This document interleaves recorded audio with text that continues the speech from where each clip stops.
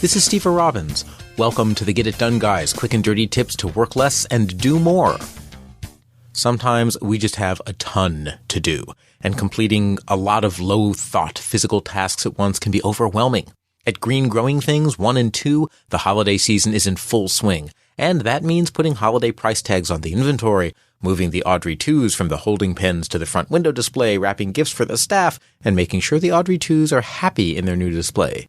It's a heck of a lot to get done, and it all has to keep moving at once.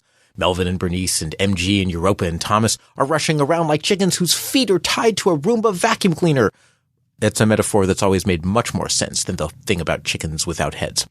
When you're procrastinating a lot, I've done an episode on speed dating your tasks, which is where you regularly cycle and rapidly cycle through your tasks. That doesn't quite fit here. Speed dating is mostly about overcoming procrastination. Here, the gang wants to make steady progress on many different tasks that have many different rhythms, and none of the tasks is obviously more important or more urgent. They all just need to get done. Divide each task into known small steps. Putting holiday tags on the inventory can proceed shelf by shelf. Each shelf can be tagged in one quick 10-minute session. The way the team sets it up, every time a team member walks by a shelf that hasn't been tagged yet, they pop in, tag one shelf, and then continue on their way. Once a shelf has been tagged, we put a cute little removable holiday sticker on the shelf where we can see it, and the next person to walk by looks for the sticker and knows which shelf to do next. In this case, the sticker tells each person where the task has stopped. This works when you have a one-step task that's repeated on many different objects. Moving objects? Do it in steps. Sometimes you need to move a physical object through many steps. Audrey 2s are heavy, and even Thomas, with his adamantium augmented strength, can't carry one the whole way from the holding pins to the front display. So what we've done is we've cleared out a path from the holding pins to the front windows with little markers about every 15 feet. Every time one of us walks by, if there's an Audrey 2 in transit, we simply move it 15 feet to the next marker. As we rush around all day, bit by bit, the Audrey 2s end up ultimately getting where they belong. This technique works for moving an object through physical space. You can use it to carry laundry from a basement dryer up to a third-floor closet. Fill a basket from the dryer, and every time you go up the stairs and there's a basket of laundry on the current floor, just bring it up with you one more flight. And then when there's an empty basket on the third floor, just bring the empty basket down one flight every time you go by. Over time, you'll end up bringing everything that's downstairs upstairs.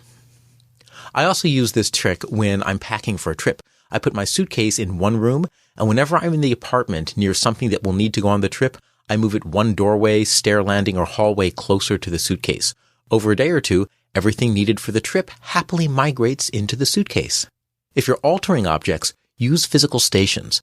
When you're altering or doing something to objects, consider using physical stations kind of like an assembly line. By each station, put everything you need to process the item at that station. Europa has decided to wrap everyone's holiday present. Fortunately, she loves wrapping presents. And there are several steps. Cutting the wrapping paper to the right size with a ruler and scissors, wrapping the present and sealing it with tape, and tying a ribbon around the present, and finally adding a card. So she lays out separate areas of the room for each step. At the first station, she puts a ruler and scissors. At the next, tape. At the third, a ribbon and scissors. At the fourth, a stack of blank cards, envelopes, and a pen. She piles gifts before the first station, and then she moves the first present into the first station. Now, every time she walks by the room, she pops in and goes to any present that's waiting at any station. She quickly performs that station's task on the present and moves it to the next station. The physical location of the items becomes the signal to show what work is left on each one. And now she can do as much wrapping as she wants, or as much ribbon tying. It doesn't matter the order, she just moves things through as she passes by. And eventually, she'll have a pile of nicely wrapped presents at the end. Use a checklist if you don't have space. Sometimes you won't have space to move objects to different locations. In that case, use a paper checklist of all of the things that must happen. Melvin's checklist for making the Audrey 2s happy is water plant, trim leaves, and sing soothing lullaby. The lullaby is very important. He puts a copy of the checklist on the pot of each Audrey 2, and each time he walks by a plant, a quick glance at the checklist tells him what to do next. If it's been watered and trimmed, all that remains is to sing a few lullabies. When you have a lot to do on many fronts, do everything in steps and have a way to know what's been done or what hasn't. You can label shelves, you can move things partway towards a destination, or move things through different workstations, or even just use checklists to know what's next for a given item.